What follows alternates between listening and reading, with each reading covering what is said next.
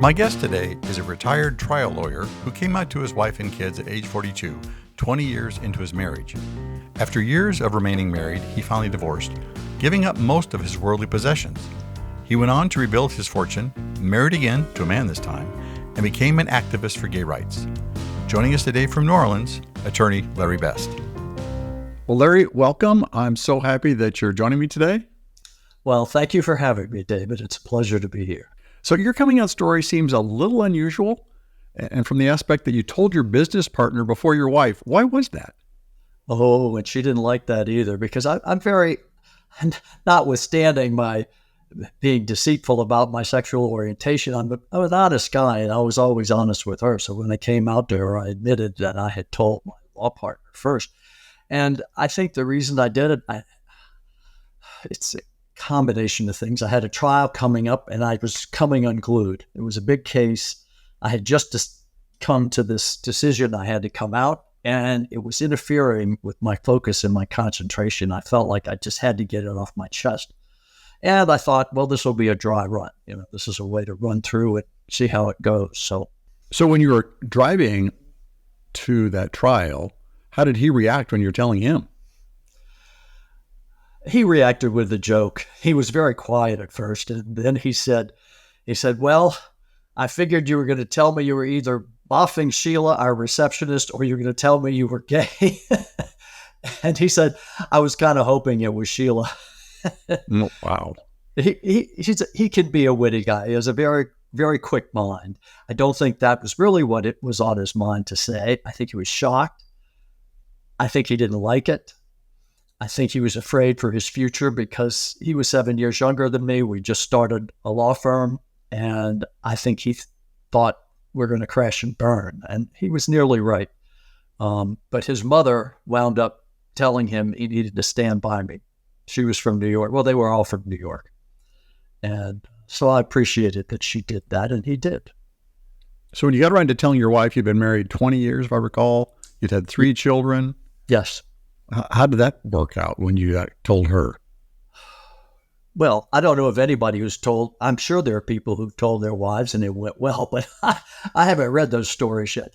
It's always a shock to them, almost always, unless you admitted you were bi or something before you were married. But in my circumstance, it was a shock to her.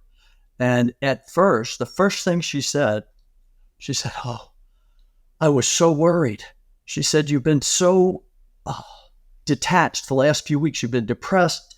You've been not communicating. You've been downcast. I thought you had cancer and you were dying, and you were about to tell me the doctor told you it was over. That was her first reaction. So in a way, she was a little bit relieved. But of course, then as the moments passed and the reality sunk in, today she would probably think she was better off if I had done it. So she was a little bit relieved. What other emotions came out of her at the time after that relief? Her initial anxiety, I think, was her health. She was convinced. She wanted to know the details of how I figured this out and what had been going on in my life. And I summarized it in a short way in about 5 minutes, which included the fact that I had never been with a man all the years of our marriage until a couple of months before. I'd had one experience and then another one. And those were the experiences that made me realize I'd been living a lie. And I told her all this, and her next reaction was she was afraid I had given her AIDS. And I assured her that I had been very careful on both occasions, that there was no chance in the world that I had AIDS, and she wasn't buying it. She made an appointment with the doctor the next day to be tested. And of course, back in those days, in the early 90s, it took a long time to get your results. Anyway, so the first reaction was relief. The second reaction was fear and anxiety that I had thoughtlessly given her AIDS. And then the third reaction probably was a combination of anger and despair. And this continued over the next several weeks. We had a wonderful marriage. We really had 20 very happy years together. At least I did, and I thought that she had. And we had a good, honest relationship in all other respects. So I just tried to be there for her. She had good days. She had bad days. Mostly bad days. There was a day she was pounding on my chest in tears, angry at me, and I just stood there and let her pound. I remembered something I had heard or learned in therapy years before, where the therapist said that the job of the therapist was to be a bowl, just to be there for the patient and let them spill whatever they wanted in the bowl and hold it and be with them. So that's what I tried to do. I wanted her to know I was there for her. I didn't abandon her in any ways. I think that in the end, she probably felt she'd been abandoned, but in reading your memoir that you wrote online, I had the impression that you felt the need to get married. You said getting married had been the ruthless act of survival. What did you mean by that? Well, before I got married, actually, I was aware I'd been attracted to males from 14, maybe 13. How did you know that when you had that feeling? Because I was staring at them. I was thinking about their bodies all the time. And I thought, what's wrong with me? I'm feeling inadequate and inferior. And so I'm looking at them and wishing I were them. So I just lied to myself. I don't think I realized it was a lie at the time. And that worked well through college. And at high school, I dated girls. I fell madly in love with one girl, two girls in high school and one in college. And there was no doubt in my mind that I did and could love women and had great sex with them. So I said, well, this is apparently a bisexual part of me, and I'm just going to put this away and tuck it away because I can have great sex with women. I love women. I have loved women, but I've never touched a guy, and I could not conceive of ever loving a guy. So I said, well, if you've got physical relationships on both sides and love on only one side, it's a no-brainer. You're going to go and you're going to marry a woman. And I did it with some reservations. Even that summer, just before we got married, and I have a story about this as well. I went to a fraternity brother's house because I was losing weight. I was anxious. I was worried I'd made the wrong decision in getting married. And he was a very attractive guy who I was attracted to. And there were just some things about him that made me think he was something like me. So I went to his house to talk, and it did not go well. And when I went home, I said, well. Did you make an advance to him or something? Or Well, very subtly. We talked for a while, and I talked about how I really wasn't sure this was the right thing to do. Maybe I wasn't the marrying kind. And he's sitting there. We're next to one another on a couch, but facing each other. And he's sitting there with his legs crossed in his boxer shorts. And I finally said, I thought maybe you'd understand. And I put my hand on his knee. And he had a look of horror. And he said, oh, I don't think I do. And anyway, it was disappointing. It was upsetting. And I just told myself, I said, hey, I've been accepted to law school. I'm engaged. I love this woman. We have great sex. This is a disaster. I just need to move on. There's no life for me if I don't move on. There's no career. There's no love. There's no respect. There's no nothing. And I didn't see a choice. Why did you see no choice? You saw no life, no career, no nothing. Because in 1991, in New Orleans anyway, if you came out as gay, I would have been fired. I figured it was a good thing in a way. I just started my own law firm because I couldn't be fired. Most people, I think, in those if you're in certain professions, if you're in the liberal arts, if you're in education, if you're in theater, a lot of artistic endeavors, I think at that time you could get away with being gay, but being a trial lawyer in the Deep South, and I didn't yet know I was going to be a trial lawyer, but being a respectable lawyer who would have a good practice and a good business, I didn't think it was possible. I'd never seen anybody openly gay at that time as a professional of any kind. I had absolutely no gay role models. To me, it was just a bunch of people looking for quick sex and one-night stands and physical gratification, and it was no life, no respectability. And I had not seen any gay life to the contrary anywhere. So when you got married there for 20 years, had some thoughts, what was the event that actually then kicked that off? I had started going to gay bars about 3 or 4 years before, only when I was out of town traveling on business. And I kept thinking I could, have sex with a guy because I desperately wanted to, but it just never happened. And I got used to nothing happening, and I would still go to the gay bars because I just felt I was me there when I was not me anywhere else. So just being in the bar, reading the bar regs, having a beer, it's like I could breathe. I could exhale.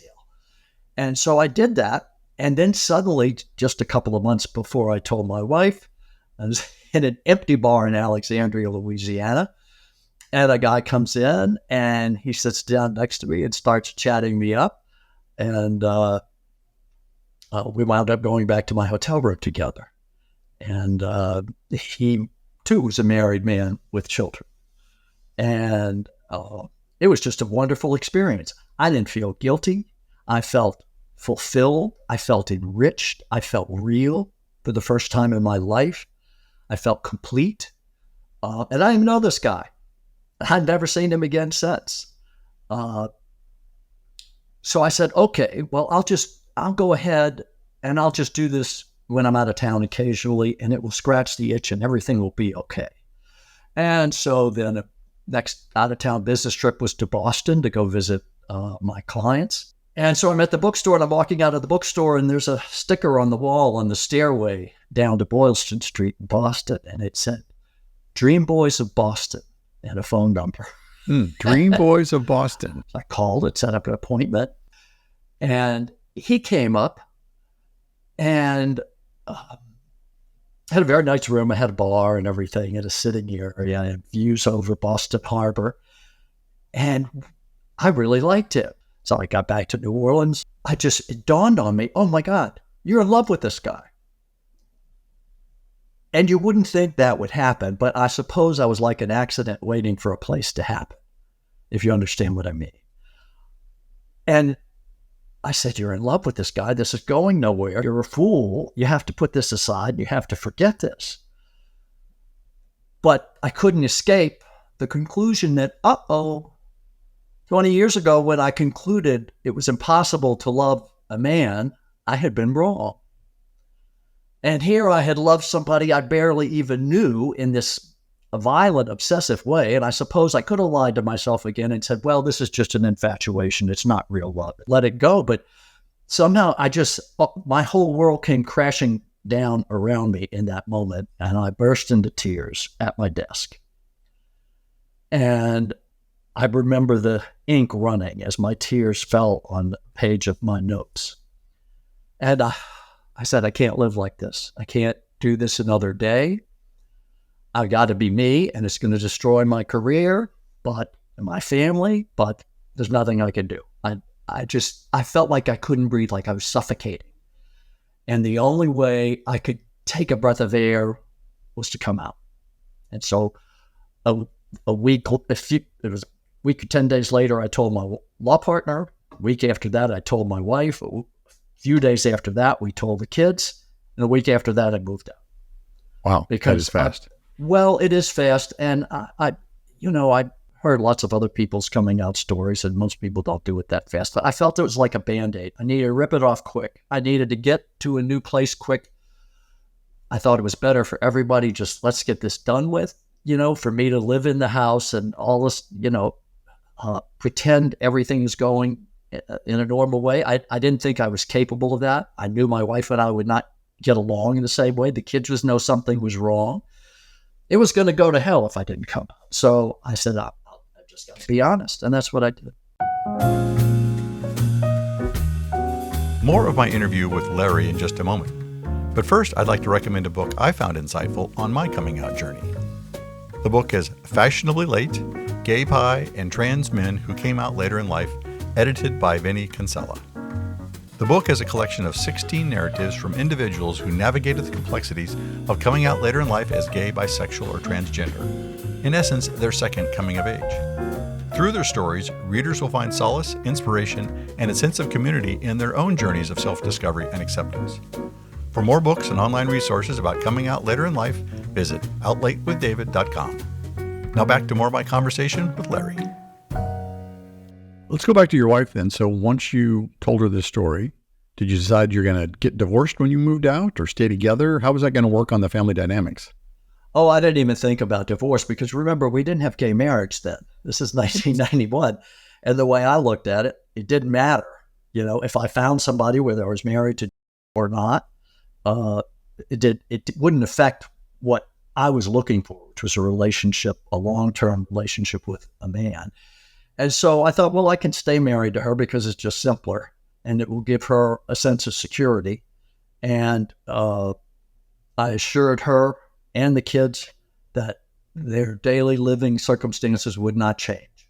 They'd have the same house, the same rooms, the same cars, the same everything, and that I would move out and I would come back and visit them all the time. My wife and I actually discussed the possibility of getting an apartment where we alternated weeks and had the kids, but the problem with that was she couldn't stand the idea of being in an apartment where I was entertaining men, even though me and the men aren't there at the time. You know, that was too traumatic for her.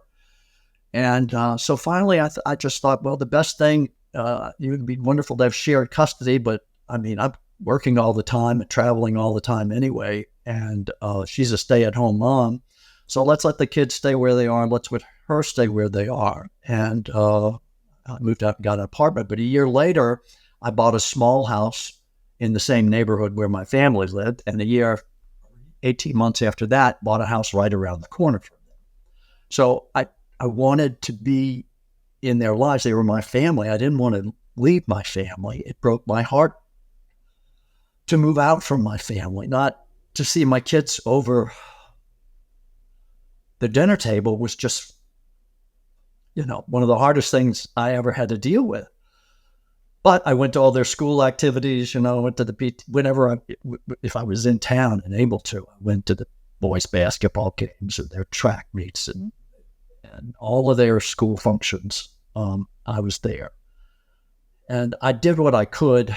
I don't think it was optimal. I don't think divorce is ever optimal. Mm-hmm. So you decided to divorce then in the end, is what it sounded like. Well, in the end, yes. It was about 5 or 6 years later. The kids were, by then, 2 were in college and 1 was soon going to be out of high school too. And it just seemed, you know, it's time. And I gave her everything we had. What do you mean by everything? Well, we had retirement savings I'd been investing in since I'd started practicing law. I gave her that. I gave her every penny that we had saved, all the equity in the house, all the contents of the house. I continued paying everybody's bills for years. I continued paying the kids' tuition, college, and graduate school. I was fortunate to be in a position to be able to do that and still support myself separately. And I didn't want to cause any more damage than I already had. But divorce to me at some point, we're not living together, and I was in a relationship and had been for years. So I just thought, you know, it's time to get the divorce and just get it on paper. And so that's what we did. Why did you make the decision that everything goes? I know in my case, it was more of a negotiated percentage on many things, like 50-50 in some cases. I just felt guilty. Two reasons. One, I felt guilty. And the second was I felt I've got enough earning capacity to survive this, you know. And because she actually said, no, we should split stuff. And I said, no, I can earn more money than you, you know. And so I also put her through college and graduate school. Let's go back before the divorce when you told the kids. What were their ages and how did they react to hearing that mom and dad were having this different arrangement and dad was gay? Yes. Well, my daughter was 15. My middle child is a boy. He was 13. They were about 18 months apart. And the youngest was a boy, 9. And I sat them all down and Julie was at my side and I told them the truth. I said, I'm gay. didn't really understand that till very recently. I can't do this anymore. I still love your mother. I still love you. We're going to go forward, not, as a family. Your mother and I have agreed we will still be a family. She'll still be your mother. I'll still be your dad. And she and I are still going to make joint decisions about the family as we go along. So I said, the only thing that's really going to change is I'm moving out. But I'm still going to see you. I'm going to come over for Sunday dinner every week. And I'm going to go to your school activities. And I'm going to visit. And we're going to do things together whenever we get the chance. And that's what I did. The response, it was like talking to a stone wall. My daughter was obviously devastated. She looked like she was in despair, but she made no comment. At the end, when I said, Shirley, you want to talk about this? You guys have some questions, something you want to say? She got up and stormed out of the room. And little son followed shortly thereafter without saying a word either. And the youngest said, can I go out and play? And he did. So I think there's the lesson for me was the sooner you come out to kids, the better off you are, and they are. The younger they are when you can come out to them, the better off everybody is going to be. It has always been the easiest in our family for the youngest and the hardest on the oldest, who was 15, which is a hard year for anybody. You're 15, you're an adolescent, things are tough. So her dad's gay, her parents are getting divorced or separated, which was the distinction without a difference to her. And she was devastated. So having been through this, 20 years ago and having time to reflect on it, is there anything you would do differently in your coming out process with your spouse at the time and your children? No, I think maybe I would have tried a little harder to get my two older children to sit down and actually talk, but they were so distraught, they didn't want to talk. I guess they needed to process, and I probably should have followed up with more talk later. I probably could have worked harder at that. But in the end, my sons I have a wonderful relationship with to this day. And my daughter and I have a kind of off and on relationship. But it could be worse. And my ex-wife doesn't want to be in the same room with me, which is interesting because we agreed to co-parent. And for 20 years after I came out and moved out, we co-parented. We even went on one or two family. I took the family the next year on a cruise all together. I put the boys in one cabin and the girls in another cabin. I still love her. I spent 20 years with her. I have 3 children with her. Mm-hmm. Yeah, I understand that. 20 wonderful years together. I wanted her in my life always. But, I'm not in her shoes. Her shoes are a tough walk, and I respect that, and I honor that as best I can. As a life coach, I'm committed to help you discover the passions in your life and help you map a course to achieve the things you really want. Together, we will unwind those persistent self-doubts that are holding you back. You'll begin to see your passions more clearly and set achievable goals. Throughout your journey, I'll be there to challenge and encourage you in moving forward to discover your authentic self. For more information about my personal life coaching services, or to arrange a complimentary consultation, visit davidcottoncoaching.com. You're listening to Out Late with David.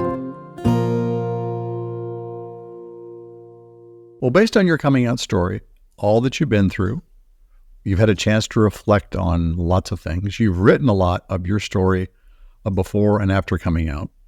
So on all of that body of knowledge and emotion and experience, what advice would you give to other men that are listening now that are at the beginning of this process, maybe trying to figure out their sexuality and whether they should come out and how they might do that? Well, oddly enough, one of the first things I would tell them, I don't have an easy answer, but a good first step would be to join an online support group like Gay Fathers Worldwide that I'm a member of. And I have found that so helpful to so many people. And people join, and it's all confidential. It's private.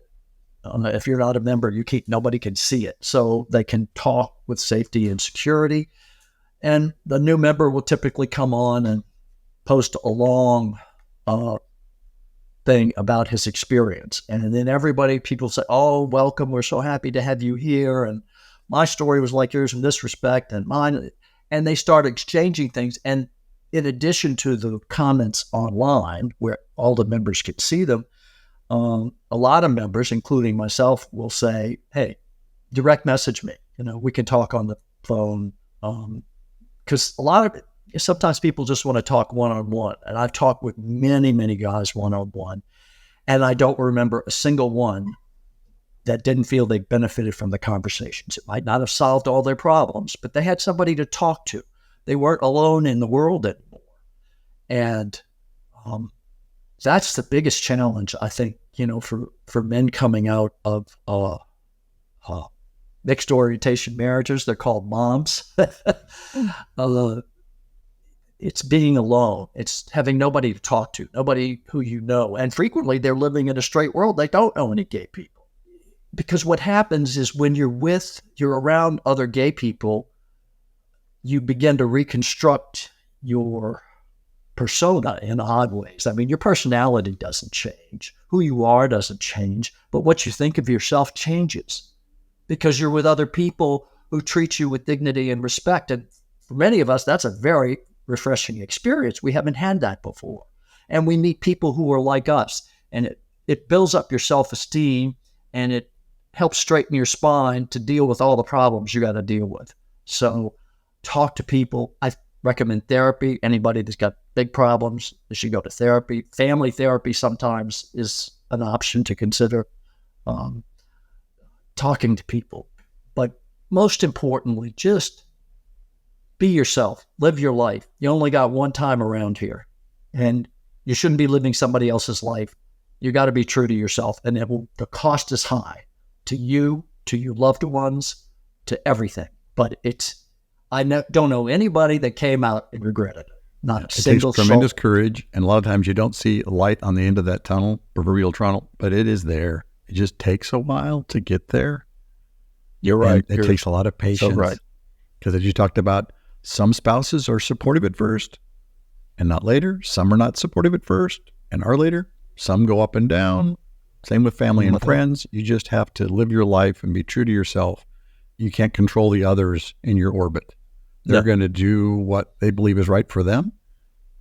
It's just best that we be honest with ourselves. I think that's true. And I do think that it's worth every effort you can make to be there for your family, even if they're rejecting you. You got to keep showing up. And make sure, too, they have a support system. So when you do come out to them, where is the spouse going to talk to? Like you said, you didn't put restrictions on anyone. You let them talk to others, communicate with others as they needed to. Well, you bring up a good point. I guess if you're planning this, it might be a good thing to get a copy of Amity Buxton's The Other Side of the Closet and be ready to give it to your wife to show that you're concerned about her. And this will maybe be a first step for her. There are online support groups for those women too. I think you can encourage your spouse to get therapy, to get family therapy. There are a lot of other books. Loving Someone Gay is a good one. But some people are not readers. Some people don't want to read about your life because they're too angry and it's all about you and they get lost in the dust. And that's how the wives feel. So people coming out need to understand that the wife's perspective is, well, it's all party time and relief and happiness for the gay guy who's coming out. Everybody's happy for him and congratulating him, telling they're proud of him and what courage it took. And she said, and then the wives, we're just left with nothing in the dust. And that generates a lot of anger and resentment. So I don't have a magic wand that I can give to anybody on how to deal with that, but it helps to be very aware of it because you can deal with it better, at least if you know it's coming. And they have legitimate gripes. They're right. I know I didn't give those books to my former spouse, but I did read them myself to try to understand the perspective of what might be going through her head. Well, that's another good thing to do. Yes, I yeah. think it's good for the guy coming out to do that as well. But again, thank you, Larry, for your time, and I appreciate all that you told us today. Well, thank you, David. It was my pleasure and an honor. And anything I can do to help anybody, I'm always happy to do. As we know, there's no foolproof plan for coming out later in life. But I think Larry Best provided us some valuable lessons he learned on his journey to happiness. Larry stressed how important it is to keep showing up for your family, even if they're rejecting you. He also recommends seeking out support from groups like Gay Fathers Worldwide. As he put it, when you're around other gay people, your self-esteem improves because you're treated with dignity and respect. I believe that's true. Larry has published many stories about his life's adventures as a gay man coming out later in life, and you can find them all at medium.com. I'm David Cotton. Join us next time for Out Late with David. To hear more episodes, visit outlatewithdavid.com. And to learn more about personal life coaching services, go to davidcottoncoaching.com.